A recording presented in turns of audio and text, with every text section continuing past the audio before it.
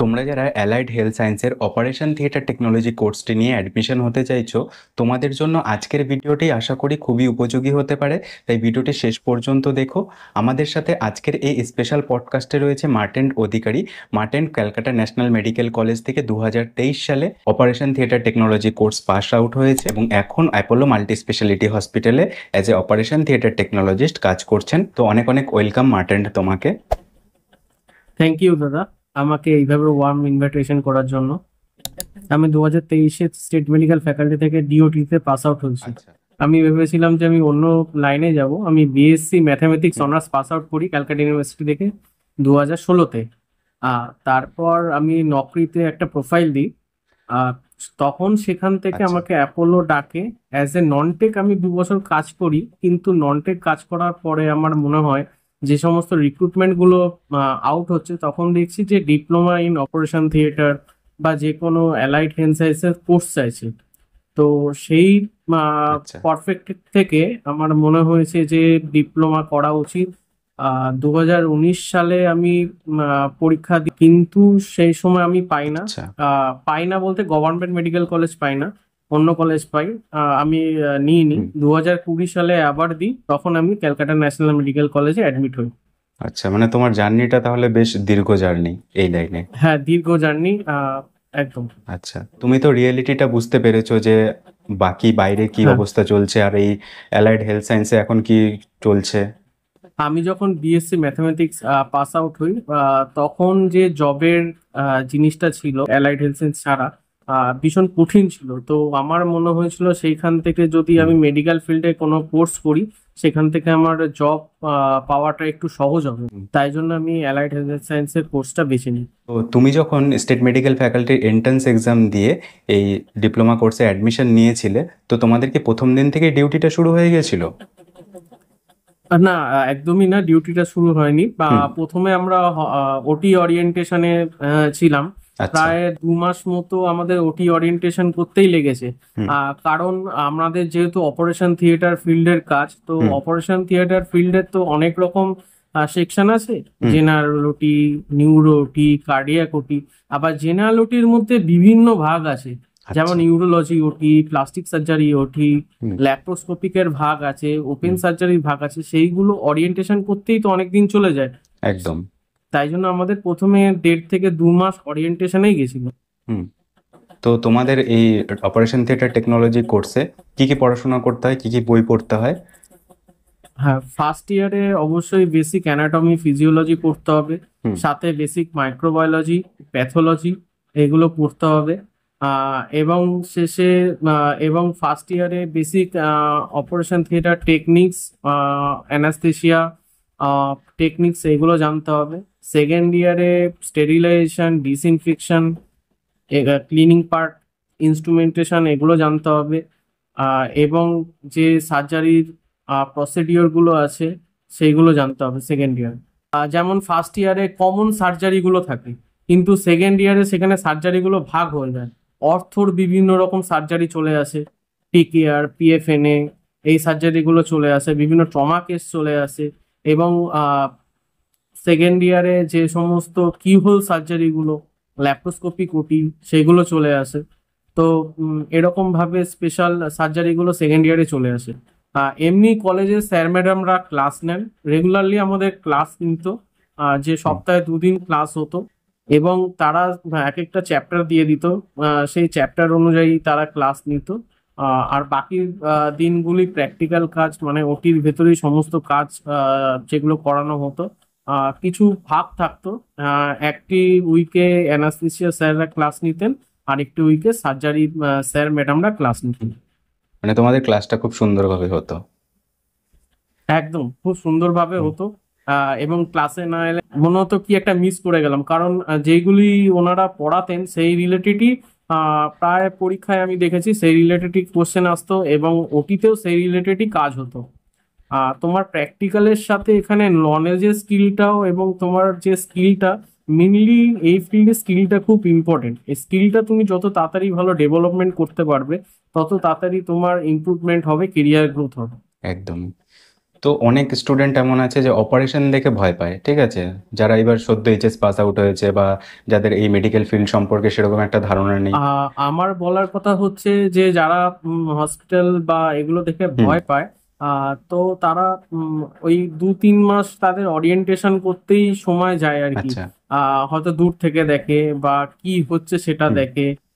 প্রথমে drip set করতে হুম। বলে, বা ক্যানুলাইজেশনের জিনিসপত্র ওইগুলো কালেক্ট করতে বলে।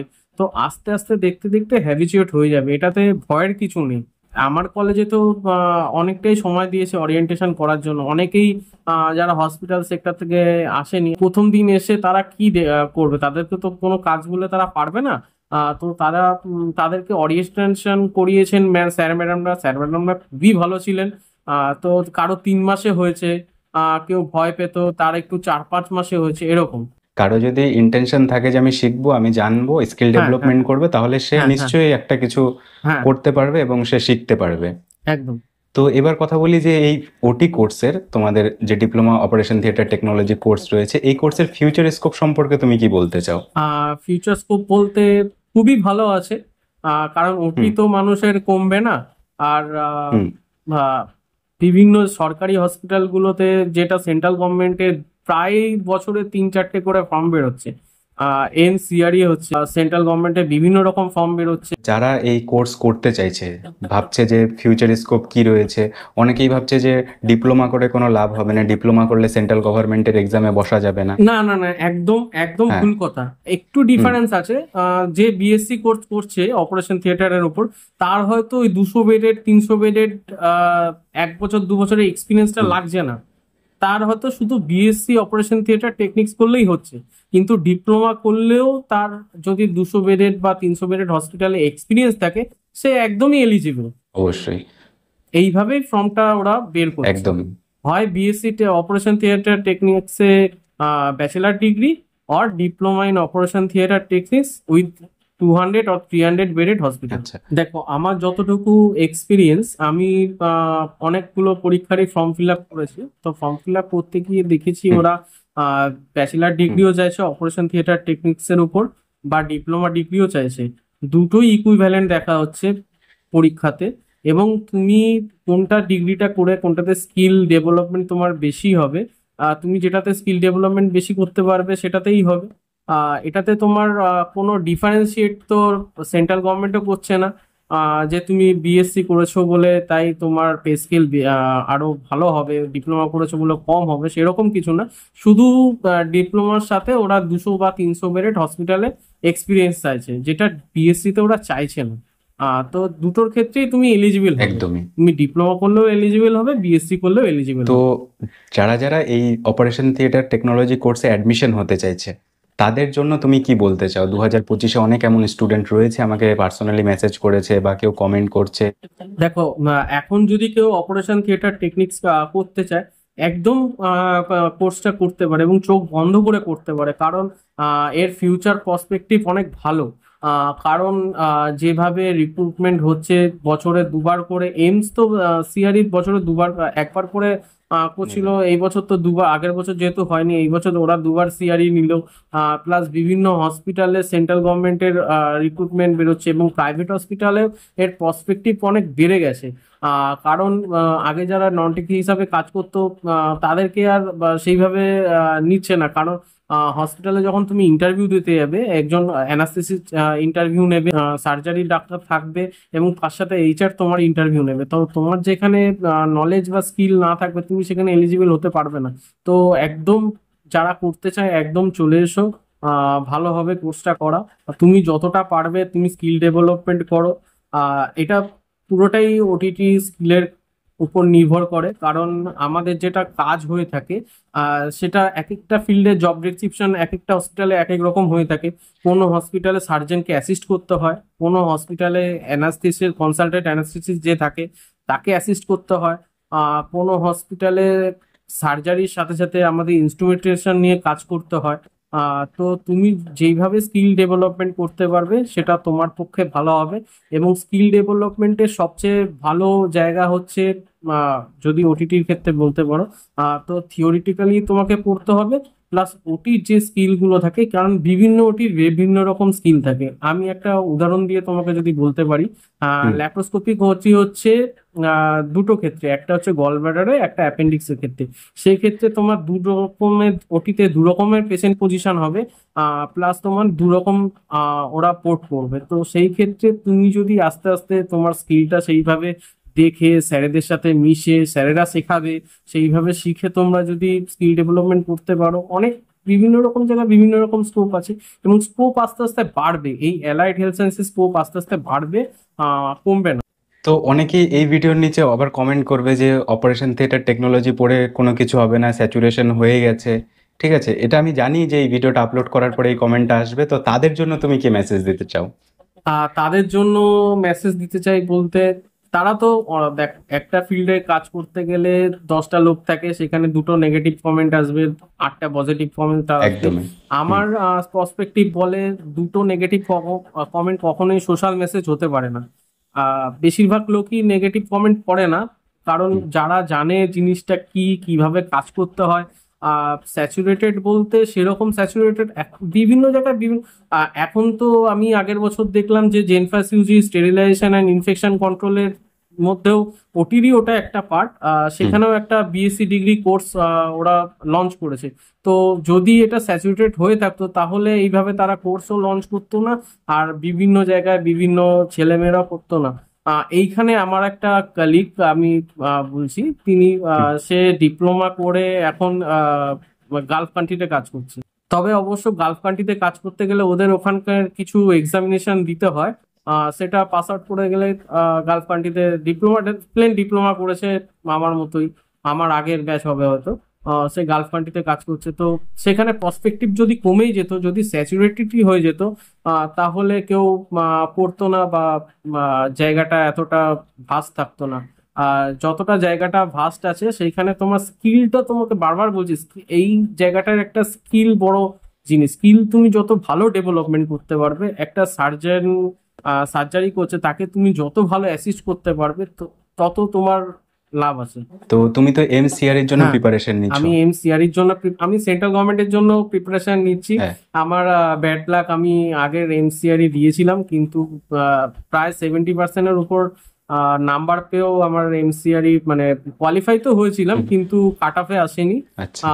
প্লাস আমি রিসেন্ট এনএফএল এরও একটা এক্সাম বেরিয়েছে, এক্সামের রেজাল্ট বেরিয়েছে, সেটাতেও আমি প্রায় ভালো নাম্বারই পেয়েছি, কিন্তু ওখানে ইন্ডিভিজুয়াল নাম্বার দেখিয়েছে, তো আমি এখনো মানে কাট অফ আসছে কি কাটআপটা আসেনি অ্যাকসেপ্ট সেটাও করতে বুঝতে পারছি পারেনি। না, আচ্ছা। পুরো রেজাল্ট যাতে দেয়নি। আচ্ছা। আর নেক্সট এমসিআর এর জন্য প্রিপারেশন নিচ্ছি, এসজিপিজিএর এর জন্য প্রিপারেশন নিচ্ছি। তো তুমি কাজ করার পাশাপাশি কিভাবে প্রিপারেশন নিচ্ছ, এটা যদি একটু শেয়ার করো। হ্যাঁ, হ্যাঁ, হ্যাঁ, এটা একটা বড় জিনিস, টাইম ম্যানেজমেন্ট। তো কাজ করার পাশাপাশি আমার ডিউটি হচ্ছে 8 আওয়ার্স ডিউটি থাকে, হুম। সেটা যেই শিফটই হোক। আমার হসপিটাল ডিমান্ডে, ওটি ডিমান্ডে আমার ডিউটি করতে হয়।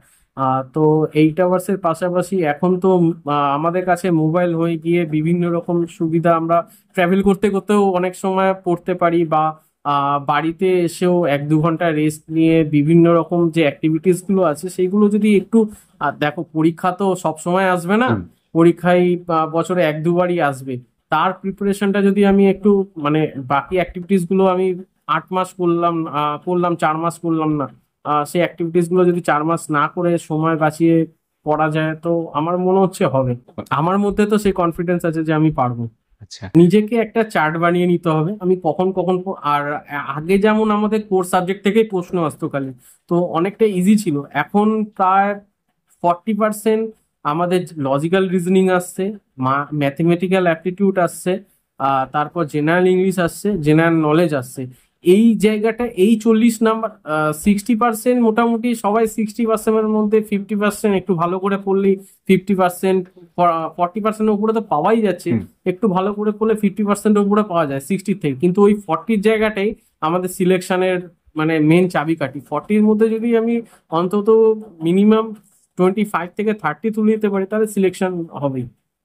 কারণ ওই 40%-এরই আমি যেবার দুটো পরীক্ষা দিলাম, দুটো পরীক্ষায় দেখলাম ওই 40%-এ যদি তুমি ভালো স্কোর করতে পারো, তাহলে তোমার সিলেকশন হবে। প্রসপেক্টিভ ভাবে যে প্রিপারেশনের যে আমাদের গ্রোথটা অনেকেই করেছে, যার ফলে আমাদের যে প্রতিদ্বন্দ্বিতা হুম, সেটা তো একটু পরীক্ষায় বেড়েছেই, এটা তো অস্বীকার করা যায় না। একদম তো আগের থেকে প্রতিদ্বন্দ্বিতা বেড়েছে, এই জন্য তোমাকে স্কিলও সেইভাবে আরো ডেভেলপমেন্ট করতে হবে। একদম। তো যাই হোক, আজকের এই পডকাস্টের মাধ্যমে অনেক কিছু জানতে পেরেছি, অনেক কিছু অজানা ছিল। তো আশা করি তোমাদেরও ভালো লেগেছে। যদি কোনো প্রশ্ন থাকে তাহলে অবশ্যই কমেন্টে জানাবে। দেখা হচ্ছে একটা নতুন ভিডিওতে। Thank you.